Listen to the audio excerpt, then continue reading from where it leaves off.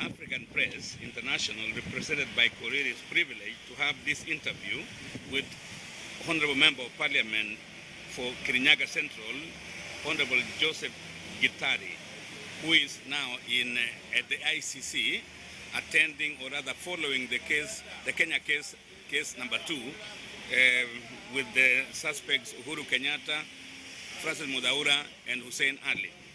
Member of Parliament, why have you come to the Hague? What is your why? What is your interest?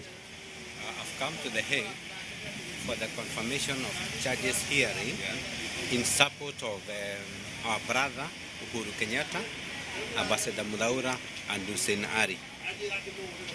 Why did you have to come to leave your constituency and your constituents? So could you not support them, give them moral support different ways? I thought that as much as we are in court here, this is a political process, it's not a legal process, and they required politicians even to come and give them some moral support here. By bringing these charges against Uhuru Kenyatta and others, the other 5, do you think our African leaders are being targeted in any way, or what is your take on this one? I would say, like our former president Moi used to say, siasa mbaya, maisha mbaya, is about poor politics. Such that some people think that they want to undercut the others or undermine others by taking them to ICC so that they make the field for presidential elections in 2012 a bit narrow. There are elections in Kenya next year. We have heard of William Ruto, who wants to be the president. We have heard of Uhuru Kenyatta and many others. Who would you advise Kenyans to choose to take over after President Kibaki? What I would advise Kenyans is that, like in our front, the people we have in our list, like Uhuru Kenyatta, Eugene Wamalwa, William Ruto, Kalonzo Musyoka, and all the people that we are working together with. What I would advise Kenyans is that when we go for nomination, whoever candidate that we come up with, we support that candidate. But with this case now going on, what about if the confirmation of charges hearing goes to trial, and we know Ruto, who is one of the candidates, Uhuru Kenyatta, who is one of the good candidates as well, what will happen if they are to be taken to trial, even though we don't wish them to, these things to happen to them? Let me call it the devil workshop.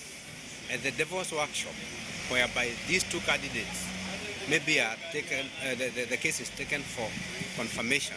Yes. The case will take a while. And if you go to our constitution, Section 90 and Section 75, it's very clear that until they are proven guilty, they will be around to continue and vie for the presidential elections. Number 2, at the worst, even if the case goes to everything at the devil's workshop, whoever becomes the president of Kenya in 2012, Uhuru Kenyatta and Ruto have a lot of bearing and a lot of direction guiding people on who to become the next president, at the worst case scenario. You have been in court these last few days. You have seen the prosecutions, the way they present their evidence. You have seen the defense. With your education, what do you think about the case now, as we stand today? It's the day 8 in court. What I've seen is that on the side of the prosecution, there's something lacking.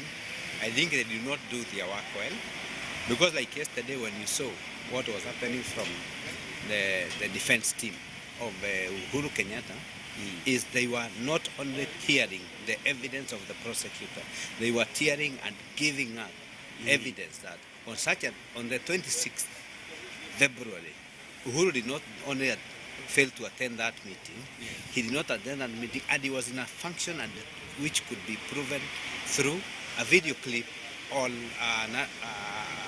something in the media, that he was attending another function. At the same time, they are saying that he was attending some function with some other hooligans. So do you think this case, like others have said, that maybe it would have been best to sort it out at home rather than bring it here? Since day one, I've been saying that this is a case that we would have handled in our country, Kenya, because now we have a new Chief Justice. So I believe this is something that we would have handled in our at Kenya. Yes. We know our problems. Like the other day, I was telling people, even at home, Yes. you don't have kids. Then when they do wrong, you go trying them in your neighbor's place. So this is something that we would have handled in Kenya without even coming to ICC.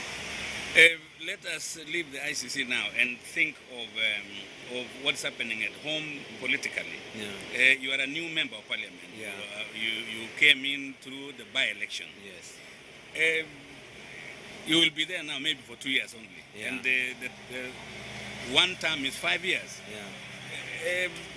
The one who lost the by-election, who has been there now, Yeah. do you think these people who are voted in maybe illegally, and then you people come in a by-election and take over, should they pay back the money that they have been earning the last years? Because we see the election, the petitions take a long time, and somebody, a by-election may be called to take place and only 1 year for an MP, the new one.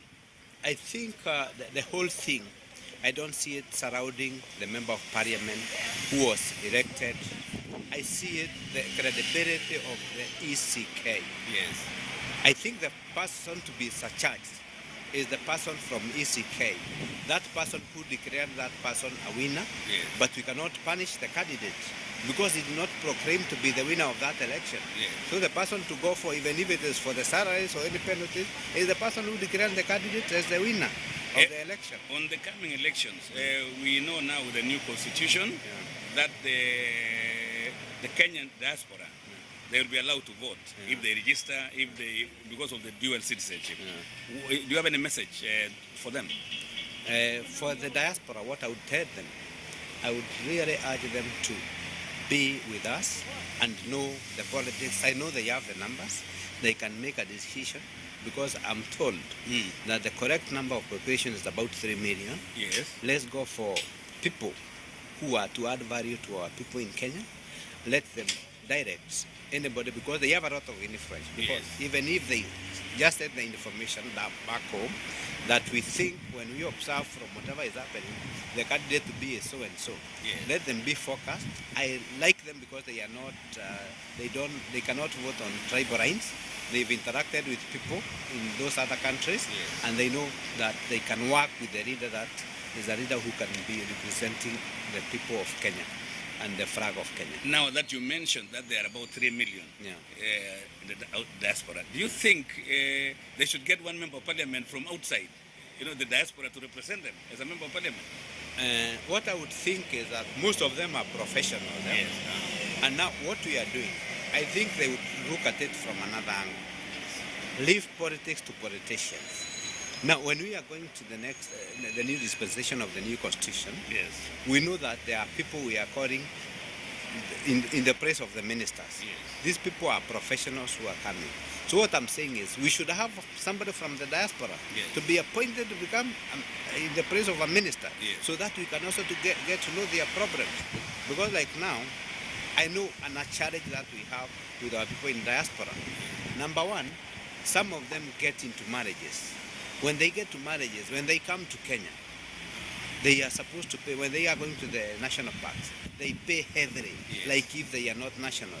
So in the implementation of the constitution, we should recognize that these people have their spouses, they have children, and even those ones who maybe were in marriages and the marriages broke. These kids are from Kenya, so we should consider them when they come to holiday for holiday in Kenya. We should treat them as Kenyans. You are still, like we said, you are still new in parliament. And there are many young people in parliament now. The elderly generation is fading away slowly by slowly. Do you think there is still use for the older generation, or you feel like a young man that it is your time and everything should be clean, the youth in parliament? What I would say is that our time has come as a youth of Kenya to take the leadership. But we should not despise the old group because we need them for advice. When we move with a lot of speed, they throw us down. When we slow down, like in the old setups. Young boys and men used to be called by the father and they are given direction. So we still need these people for that advice and for us to shape us the direction of Kenya. But for leadership, let's try the youth. They are managing and they are making it. It's our time. Finally, can you tell us, a little bit about yourself?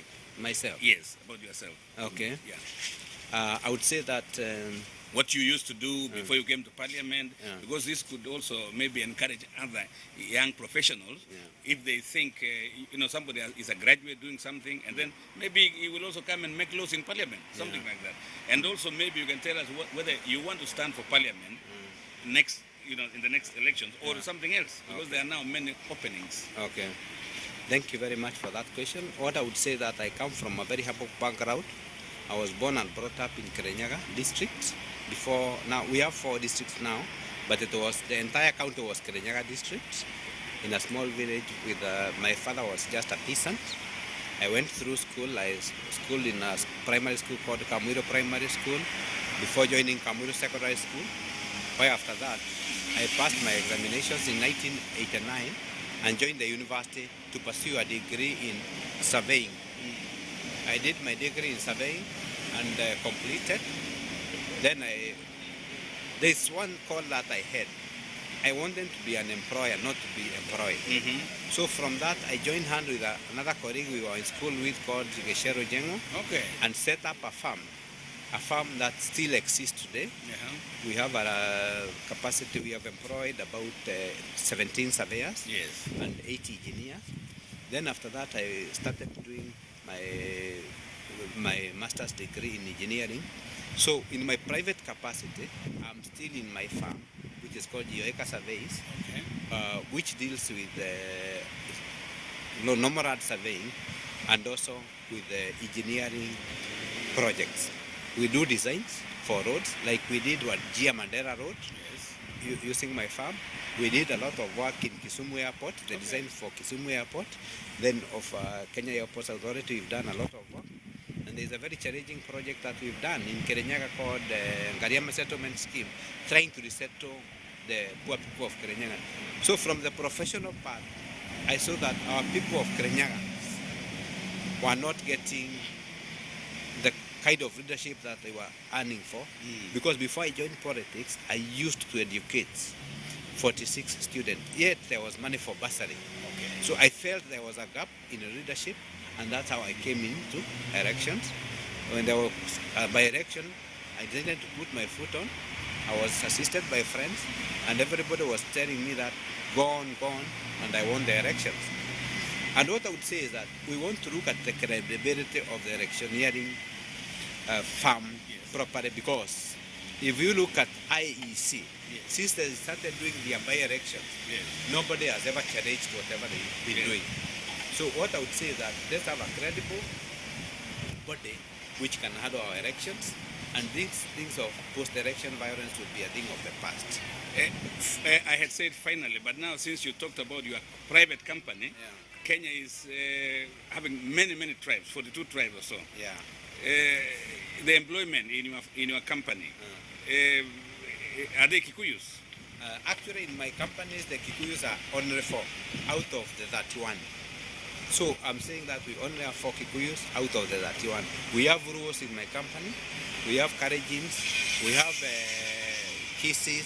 See, it's a metropolitan company, it's not for the Kikuyus. Thank you very much, Mheshimiwa. Thank you.